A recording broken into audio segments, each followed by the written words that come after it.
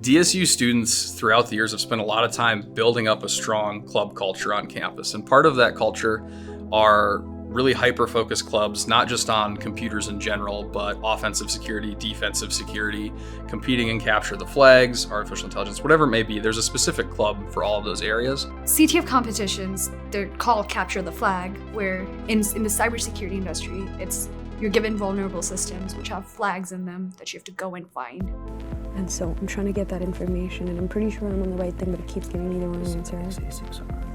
Yeah. I knew I had the answer. It was just, so CTFs oftentimes, some CTFs, they require a specific format for the answer. Even though you have the answer, some letters need to be capital, you need to have it in the flag format. Which one did you try?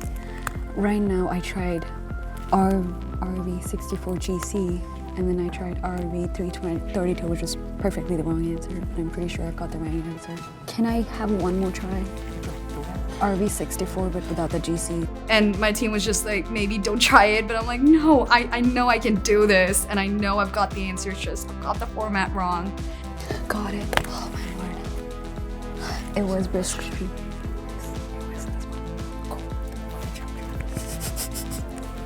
What's cool is we've been able to build up financial support on the institution side to pay for those students to go participate in a lot of competitions around the country. And I think even outside of the country in some cases, that's just a really neat opportunity because it's mostly driven by competitions the students want to do. They've built up those skills internal to their clubs, and then they're competing, representing themselves and the university very well.